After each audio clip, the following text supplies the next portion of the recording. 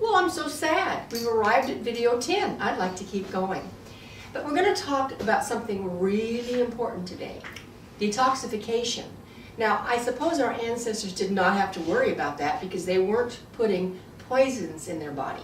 They weren't eating additives and preservatives and overeating and all the things that we eat. But you know what? We have to deal with it today because we are very toxic. And so you can take active measures to cleanse your body out. I've talked several times about how I got started in nutrition. One thing that happened with me is I happened into a health food store and there was a naturopath, Dr. Whaling, in there, and he was talking about this kind of embarrassing topic. It was bowel detoxification. And I thought, ooh, that is strange. But I was interested. I kind of thought, what is that? So it sparked my interest. So I started reading, and shortly thereafter I ran into a lady who taught the same thing, who really led me into study in this field. And so I started doing some of that detoxification, and it's amazing what you learn about your body when you find out the things that you've been putting in it and how you can actually clean them out. One of the first books I read, and I would recommend these books to anybody if you can still get them. I'm sure you can now. But the first book I read was Become Younger by Norman Walker. And it was a great book. I mean, he would be how old now? 130. But it was such a good book. It was just all the things we've been talking about. I love that book. Then I got my hands on a book you all should, if nothing else, look at the color pictures, the color prints in that book of people who went on detoxification programs, bowel detoxifications. Unbelievable. This book is called Tissue Cleansing Through Bowel Management? Or Tissue Cleansing Through Bowel Management by Bernard Jensen, who's a leader, he's now passed on. He was a leader in the field of naturopathic health, cleansing, and all those things. So that's how I got started. When I read those books, you couldn't stop me. I was on a roll. So now Ron is back with me. We just did the last part of the last video, and we're going to talk now. He's great on detoxification because he does it all the time. So I'm going to kind of let him have the floor here and tell you all some things that you can do to start cleansing out your body. Well, I just want to preface the statements I'm going to make by saying that I'm not a theorist when it comes to these protocols. In other words, what I'm teaching you today are things that I've personally done over the years. And so there are people out here that, they've got fishing lures and fishing poles and fishing boats and all that kind of thing, and you come up and you say, well, do you ever do any fishing? No, we just teach fishing. And we make our money off of seminars. Trust me, it's not like that with us. So I'm going to start with skin brushing. I brought this out today. It's just something. Now, some people use this because they're not much of a range of motion where they can actually scrub themselves in a shower. So they'll use a brush like this, but with soap on it. But I'm talking about dry skin brushing, and we'll actually do more of a demonstration. But in your birthday suit, you're brushing all over the arms, down in the legs and feet and ankles and your buttocks area in your birthday suit, and then brushing toward the heart. So it's a great way to move lymphatics of the body. We call it lymphatic cleansing or lymphatic movement. So this brush is really a great way to do that. And you can do that also with jump on a trampoline. You can do baths where you're, as the ladies of old knew, you got a quart jar here and you can't get the lid off it. What do? You put it under some hot water, and because metal expands, and you can twist the lid off the top of the curd jar, and then so cold contracts and heat expands. So you put the jar in there. So the idea of doing skin brushing and all that is you're creating pressure on the body, energy on the body, and then brushing toward the heart. And pretty soon you got a wonderful thing of what we call lymphatic cleansing. Another thing are colonics. Now I've done a number of colonics over the years. And that's, now you can do a less deep wash with the body just by going to a local store, QVC or whatever it is, or Walgreens, it wouldn't make any difference, Bartell Drug up in Seattle, and you can just get an enema bag. And you can do those things yourself, but the colonic is a much deeper washing system, and so you have to go to a technical person, a technician, and have that done where they do an insert into the body, and begin to wash at the same saline solution as the body in warm water and wash the system out. And then those that have had higher training in those areas, like our friend Dirk Yao, he actually does an ozone insufflation. So ozone introduced into that colonic system, and parasites die. And you also have an observation tube typically in the clinic where you'll be, and you can see small pieces of heavy metals going out of the body. You can see parasites, you can see lymphatic fluid being moved. So you know the body's getting washed out. Now you don't do this every week. No. This is something you do, I mean, even clinically, you do it, if you, particularly people that have had exposure to things like Agent Orange or terrible chemical exposures where you really need to get the body cleansed out. So colonics are a wonderful thing to do. And we, at the OHI, where Ron has been before too, this is part of what you do down there in addition to drinking the wheatgrass, is they have you cleansing like this all week long. Yeah. It's 1 week intense. Very, very intense. And so saunas and infrared, particularly far infrared saunas and sweat baths. You know, the Indians used that technique, First Nations people, in a teepee, hot rocks that are going to fire, put water on it, steam comes up. So anything to open your body, the skin of your body is the largest organ that we know about. So when you can open the skin up and the body can begin to purge things out of the skin, the sweating is so important, and this is part of what we do. In far infrared, it'll be like a cedar box, but a lot of heat. You've got to get the body temperature way up, and you want to sweat for 20-30 minutes. And then you get out and you do cold, hot showers, particularly even in a tub where you've had a tub. And so cold contracts, heat expands. And so you do 1 minute cold, 1 minute hot, 1 minute cold, 1 minute hot, a couple, 3 times. And it really pumps, again, the lymphatic system, which is just an add-on to using a skin brush, but it's just another thing that you can do. And fiber in your diet, real important. One of the things that I did over the years, because we've got such a wonderful source in the Pacific Northwest with apples, so apple pectin, really add it into your diet, and makes it a drink kind of sticky. And then you can use psyllium. Some people have allergic reactions to psyllium, so I don't always recommend psyllium, but you do that. It's just a fiber. Just a fiber. And in fact, I think that's what Metamucil is made from. Yeah. And then you just put lots of fibrous type things like nuts and things that have a lot of fiber in them in your diet to help the body. So the fiber goes through we basically would understand from a health standpoint, it's brooming the colon. So where the little villi stick out there, it's helping to broom and push things out and give bulk, because you need bulk in the colon as well. And so adding fiber to your diet is absolutely essential. Yes, it is. And now green drinks, we've talked about moringa. It's an awesome, awesome thing. It's kind of the new thing coming up. And then juicing. And you can do juicing. Now along the drink side of things, there are things that you can do, which we call, for detox, we're talking about a flush. Yes. And that would be... Well, you do the flushes. I have never done one of those, so you tell. Is it sea salt flush? Well, you can do sea salt. So I usually put like a table in warm water, a whole quart of warm water, and you just drink it straight down. Well, it's going to pass right through the body and right out. It's going to help really purge things out. So you can do a straight sea salt flush. I know Liz used to do those. Yeah, used to do that. And then you can do a niacin flush. Now, there's some controversy today about that, but usually 500 to 1,000 milligrams of niacin. And niacin is a dilator in the body, and so when you do niacin tablets, it really, like, your face can get red, you get really hot all over, you can feel but it's basically opening up vascularly all the things in the body. So it's a wonderful thing. You don't do that every month, but maybe once a year you could do some kind of and we're talking about detox. Right. Some way to open the vascular part of your body up, and really purge. The other one we're talking about is parasites. Now, I've done this over the years. The most famous person in America that really got us going on that she's deceased now, is Hulda Clark.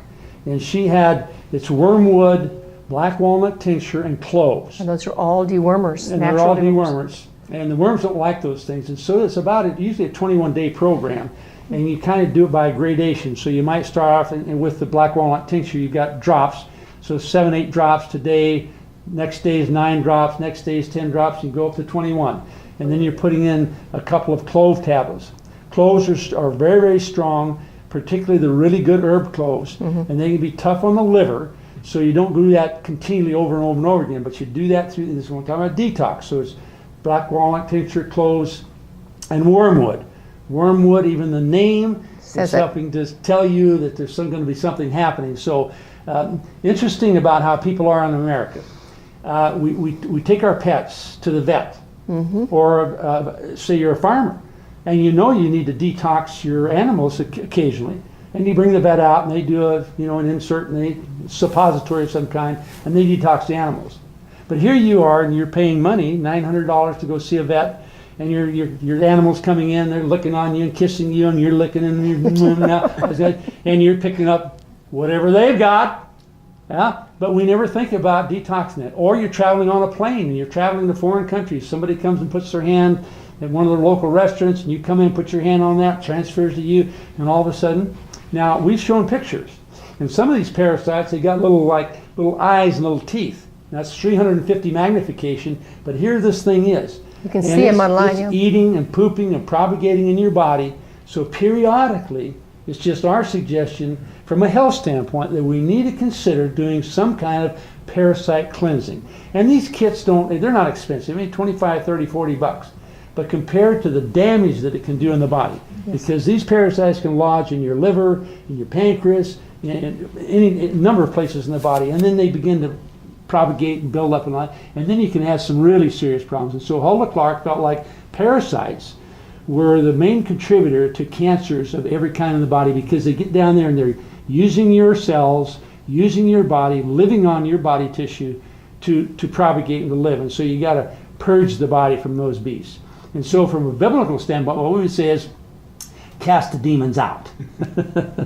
Get rid of those beasts.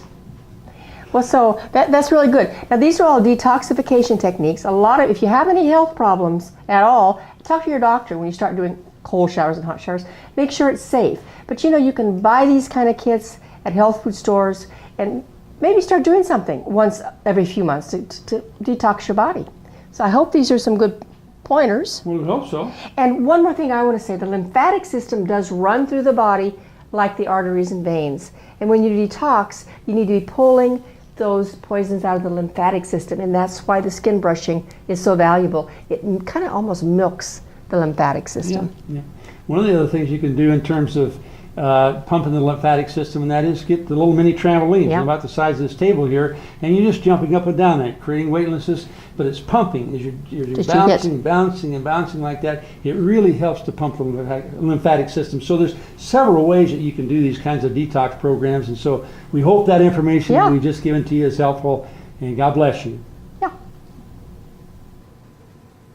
Here we are at the last part of video 10. Hope you learned some good ideas about detoxing and some things that you can do personally. Visit your health food store, do some reading. You'll find there are many things you can do right at home. But I want to talk about a new way of shopping. When you go to the store, the best way to shop is to shop the aisles. Shop around the periphery of the store. In the center of the store, as you'll see on this slide, are all the foods to avoid. These are the foods that are processed and packaged and colored and artificial and refined and enriched in all the things that you really don't want to eat. Go around the periphery where you have the fruits and the vegetables and the seafood and those sorts of things, the nuts in the bulk bins. I'm going to give you an assignment. Next time you go shopping, go on a time when it's busy and spend some time looking what people have in their grocery carts. You're probably going to find that most people have soda of some kind, and it's usually a case or a lot of soda, and they'll have a lot of processed foods. And then look in your cart and see what you've bought. Is your food whole? Is it one ingredient foods? Is it going to feed your family? Is it foods with lots of color? Foods that have antioxidants and flavonoids that will keep your heart healthy and your bones strong? Those are the kind of foods that you need to be buying. Another problem we have with some of these foods, by the way, is they have bad fats in them. They have those trans fats. And we talked about that earlier. And you want to get off those trans fats. They're in all those processed foods, and they have been proven to cause disease. Now, here's a slide that shows the size of some of the foods in America. Have a look at this. Since World War II, sizes have doubled and tripled. So some of these burgers they put out at the fast food joints are just unbelievable. Look at this soda pop over here. People would drink that. If they drink soda, they might drink that size, and that takes up the entire upper part of that man's body. Look at the little Snickers bar. Remember when they were little and small? Now you can get the giant one. I remember when I was young, we had 6-ounce Grapette and Orangette. They were little glass, by the way, glass jars. And we had hamburgers, but they were small. Even the bagels today are huge. Take a look at this. So here's another thing that we have to think about is the quantity of foods that we're eating. A good idea, when you think of food portion, a portion should be about the size of a fist. So if you put rice on your plate, that is not rice. It's a little bit of rice. If you can keep that in mind, that's going to help you. It's very interesting. I know there's been a lot of confusion in nutrition in the last 2 decades. It's go macrobiotic, go vegetarian, don't go vegetarian, don't eat fat, do eat fat. On and on it goes. Actually, there was a study that said 52% of Americans believed that doing their taxes was easier than figuring out what they were going to eat. That's pretty amazing. So here you go. Look at these packaged foods. These are all the things you're going to find in a grocery store. There you are. They're all beautifully packaged in shiny, metallic packaging, big fancy labels. They've had millions of dollars spent by advertisers on how to make people buy those. But look at these foods. Here you have your one ingredient foods. Take a look at that. Look at the color. Doesn't that just look nice and healthy? If you can eat these foods most of the time, you're going to be so much healthier. I think I mentioned earlier the 90-10 rule. 90% of the time, eat right. The other 10%, we all fudge a little time. That was a good choice of words, fudge. But most of the time, do the right thing and you're going to be healthier. Let's just talk a minute about habits. We are sleep deprived. We've heard that on the news. Try to get good sleep. Figure out what it takes to get your body into good sleep. Turn off the TV an hour or 2 before you go to bed and let your brain relax. Get out in the sunshine. We've talked about getting your feet on the earth. Get some sun on your skin. Let some early morning rays get down through your eye into your body without always having on sunglasses. Deep breathing. We haven't talked much about that, but if you think about the way people breathe, it's very shallow. But you need to be doing diaphragmatic breathing. And that is when you breathe from down here, release it. If you can train yourself to do that deep breathing, it's going to make you so much more energetic. Maybe pick a time, say something like, every time I walk to my car, I'm going to practice taking deep breaths. And that's your time when you're going to practice deep breathing. Make that a habit. Another thing that we need to do is compliment others. Tell somebody that they look nice today, or they have pretty eyes, or that you appreciated what they did. Isn't that, you might be surprised. People are really kind of shocked when you stop and compliment them because they aren't used to hearing it. But what a nice thing to do. Pure water, we all know that. You need to be getting a good water source. There's so many theories out there. Just make sure what you are drinking is clean. Forgiveness. This is a very important biblical principle. You must forgive if you want to be forgiven. And forgiveness really is more for you than it is the other person. It will release you from the pain that you're holding from unforgiveness. And then we have Move More. One of our seminars we taught, we titled Eat Clean, Move More. And that is what we need to do. Now, Mother Teresa said, if we really want to love, we must learn to forgive. And in the Bible it says, I am leaving you with a gift, peace of mind. And the peace I give you is a gift the world cannot give. So don't be troubled or afraid. And that's in the book of John. I think it's interesting that when you forgive, it starts the reruns. Those reruns, you kept going over and over and over what somebody did to you. Okay, so now we are talking about a paradigm shift, which is a major change in the way you think. I want to tell you a story about a businessman. It was a Sunday morning in New York City. There wasn't very much traffic, and he was looking forward to getting on the subway and riding quietly to his home in the suburbs. He had a latte and he had his Wall Street Journal, and he was ready to sit there and enjoy the morning. About 2 stops down, the doors opened, and a man got on, and he had 6 kids. Now, they were obnoxious. The little ones were running up and down the aisle. They were pushing on the seats. The older boys were hitting each other and fighting. One of the girls was crying because her shoes got wet in the snow. very disruptive. And so finally the businessman had had enough. And he looked at the man and said, "Sir, could you please control your kids?" And the man was kind of in a stupor, and he looked up and he said, oh, I am so sorry. We just came from the hospital. Their mother just died." Did you feel your paradigm shift just then? Did you feel how in that moment you had compassion for that man? All of a sudden, the man that you didn't like, you wanted to help. You wanted to say, "Can I do something for you? How can I help?" Your irritation was gone. Everything changed in an instant. You saw things differently. And that's a paradigm shift.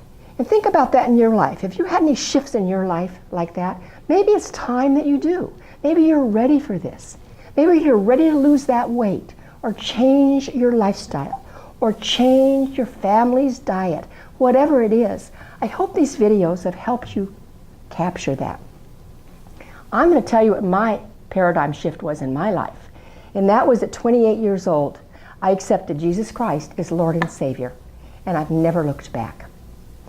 So I'm wishing you the best.